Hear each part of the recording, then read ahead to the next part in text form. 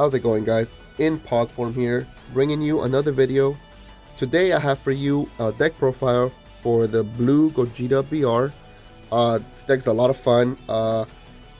It fell a little behind in the meta because, the meta sped up and this thing takes a little bit of setup. But, with the release of the Magnificent Collection, we finally have the missing link to finish the combo that this card was made for. So, why not try making the deck right now? We'll see how it is. Deck's a lot of fun, like I said, and let me get right into it. So, for those who don't know, Gogeta leader, once per turn, you look at the top 5 cards of your deck. You look for a red Goku or red Vegeta BR or a blue Veku BR, and you add it to your hand. Makes your deck really consistent. You see your key pieces a lot sooner than you would from just attacking and drawing one card. And then for Awakening, you have untap 2 when you're at 4 life. Now for the Awakened side, it has your standard attack and draw card. Already, it doesn't really require it because it has its own draw effect, but it's great to have. Also have an active main for 2 energy. You choose a card in your opponent's side of the field, and a battle card, and you send it to the bottom of their deck. Great thing about it though is that it's not a once per turn effect. So this deck ramps up so much energy that you can probably use it 2 or 3 times in a turn, and you probably won't even worry about defending yourself because you'll still have plenty of energy left open. You also have a once per turn effect. By discarding an energy in your field, you draw 2 cards. Again, lets you see your big hitters a lot sooner than you would. And like I said, it ramps up so much energy that the idea of discarding an energy to draw is not too far-fetched. But yeah, it's a really great leader. So let's get into the key pieces. 2 key pieces that we have for this deck. This deck is a lot like Wish leaders, which you need your 7 Dragon Balls and all that kind of stuff. This deck needs Gokus and Vegetas. I run them at 4 each. Some people, they run 4 of the 1 drops and then maybe a 2 or a 3 drop of the Vegetas. And honestly, I don't think it's all that necessary. This deck is super consistent with the searching. Goku searches Vegeta and Veku, and Vegeta searches Goku and Veku. They all search each other out, and then for some reason you miss on both their effects or something, you can always use the leader effect. And every deck has bad hands, and there's times when you probably won't.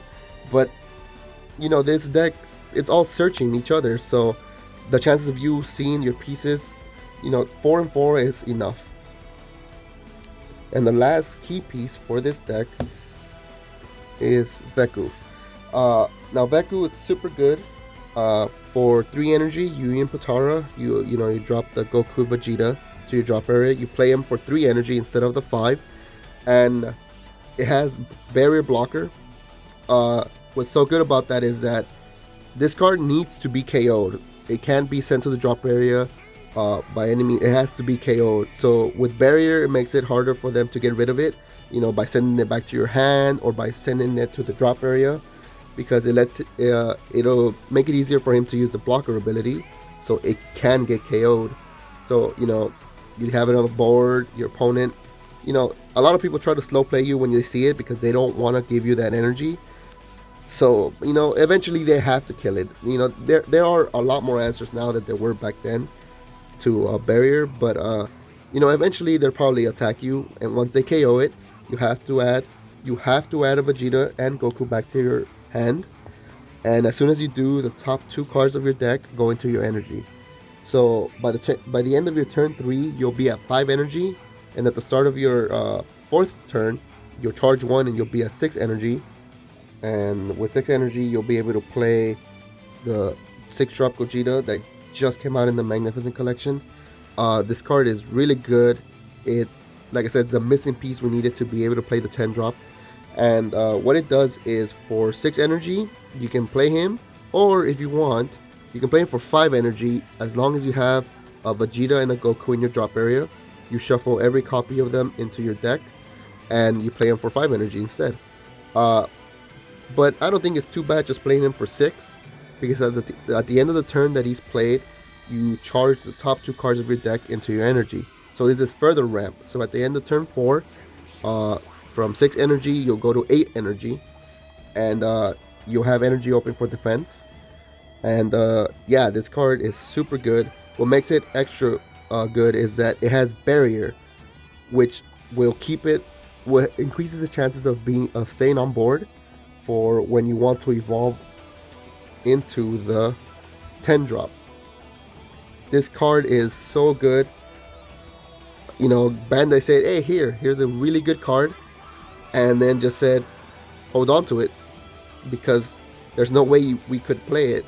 The only 6-drop Gogeta we could evolve over it was the red Gogeta BR, but that one has a condition that you can only play it if you have a red Gogeta leader, and as we know, this card is blue. So for the longest time, it was just sitting there, not doing anything. But now we finally have the 6-drop Gogeta, and we can evolve over it. And you evolve over it for 8. And as soon as you evolve into it, you take 6 cards from your energy and you charge them. And that is ridiculous, because at the end of that turn, at the start of your turn when you evolve him, you'll be at 9 energy.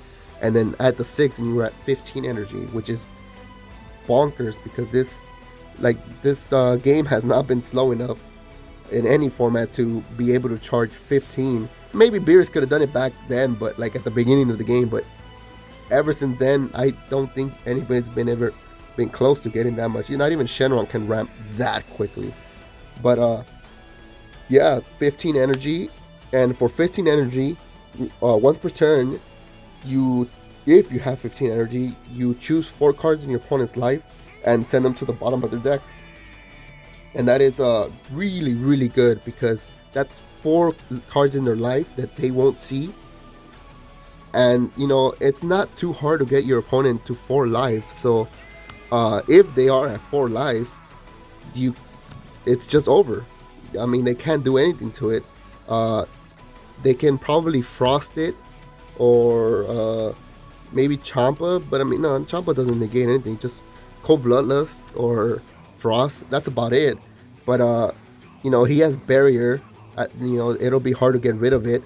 And at 35 power, it'll be hard to just KO it by attack, because you have a lot of defense to defend it too. So this card is super good. We finally able to play it. But this is a fun Gogeta deck, and this is not the only Gogeta package I run. So let me show you the second Gogeta package that I run. I have 2 at all cost Vegetas. Now I was playing around with 3, but you know, at this point there's a little space that I have, so I decided to just bring it down to 2. At all cost Vegeta's always been a really good card. You play him, you draw a card, and then you untap an energy. Then what this is really good for is Awakening, because sometimes people don't attack because they don't want to help you with Veku or anything like that. So this really helps with your Awakening. You know, you take 2 life, and then it gains triple strike. And this also helps you get your opponent down to 4 life or lower, which, you know, helps you just end the game as soon as you bring him out. But yeah, it all cost Vegeta, super good card. And then with the Vegeta, obviously comes Goku, and you know, Draft Box Goku is super good. There's a reason why it's so expensive. But you counterplay or counterattack, you play it, and then you just bounce back a card to your opponent's hand, and it gets past barrier. So I guess this is a way to get past Veku. But even then, all it'll do is slow you down 1 turn. But you know, Goku, UI Goku is really good.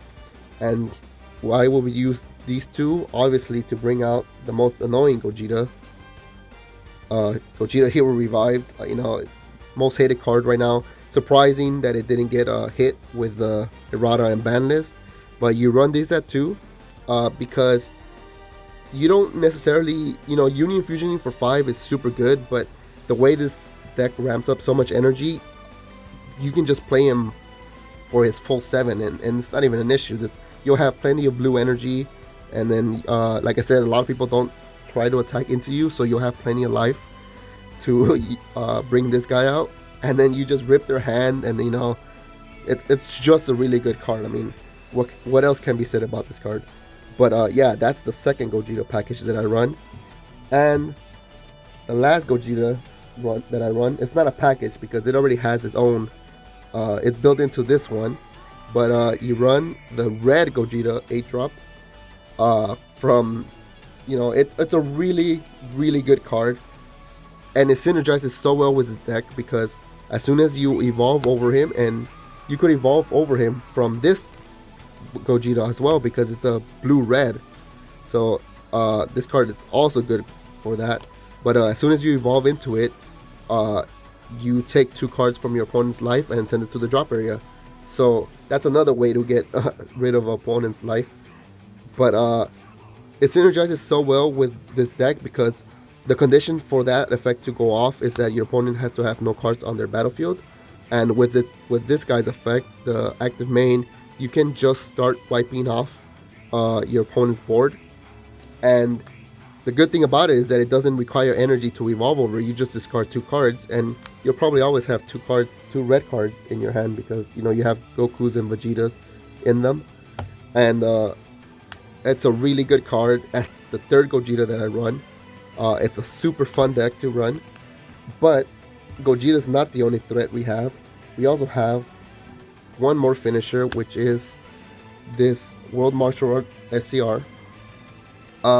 You actually have an option because I'm testing this guy out because I really like this card. I mean, when you attack with it, you take a card from your opponent's life and their energy and send it to the bottom of the deck, and it has dual attack, so you can do it twice per turn, and that's super good. And like I said, it ramps up so much. Playing it for 8 is not that hard. But the other option you have to play is the 5-drop Gogeta. The 5-drop Frieza. No, it's not a 5-drop. The Frieza SCR. Sorry, I don't know why I'm stumbling so much. But the Frieza SCR that came in the Clash of Fates. You can run that instead of this. And honestly, you can't go wrong. As soon as you bring him out, you can you wipe your opponent's board. And that gives you another option to play this guy. But I think as soon as that Frieza comes out, you also take 2 life. So this deck revolves around just taking your opponent's life by not attacking, essentially. But yeah, that Frieza is also a really good card, and if somehow you are below 2 life, you can play that Frieza for 5. So it's really whatever your preference is. I prefer this, so I play him. Now we got your standard 4 super combos. I went with Sparking because, like I said, once they see that you're playing Gogeta, they try not to attack you that much because they don't want to Veku you. They don't want to trigger your Veku. So it's not too hard to just drop cards to get Sparking to 5. So I chose Gohan over the Kai super combo. Now we have 4 pseudo super combos because you'll have energy open and then helps you see your pieces, helps you defend. Just more extra draw power. What's bad about that? Now for defense, we have Topo, and I only have one. So right now, I have to find my other one. But Topo, what can I say? It's a Nimbus for red. The first attack, you counter it, and then I think you have to drop a card in your hand, and after that, your opponent has to drop 2 cards from their hand if they want to continue attacking with other cards. And most people don't want to drop cards from their hands, so they'll stop attacking you right away. And Topo is a great card and great defense, and that does it for the battle cards. Now the extra cards, I run 3 combination attack. This card is really good. It also came out in the Magnificent Collection.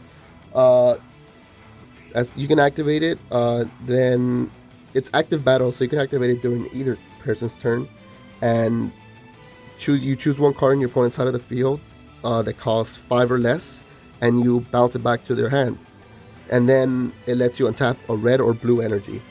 and it's a really good way to defend.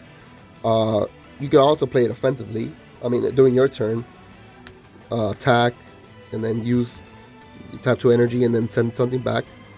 Helps you with board wipe for the red Gogeta as well. But it's a really good card to defend.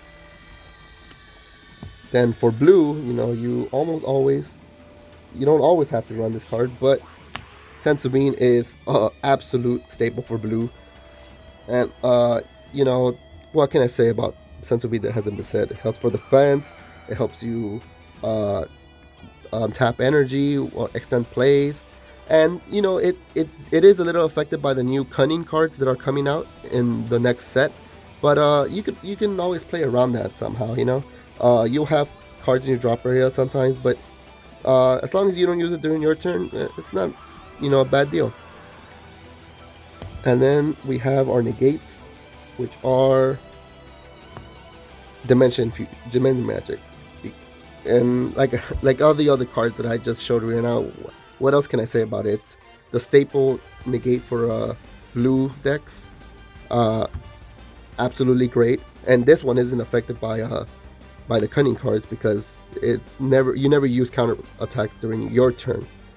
And you'll have, what can I say? And it also helps you with awakening because like I said, some people don't attack you, but when they do attack you, you can just negate and then just take the life if you want to take a double strike or anything like that. But it's a great card. What else can be said? And last but not least, I have 2 desperate measures. I'm actually thinking of changing this to the 2-drop, the You're Wide Open, I think it's called.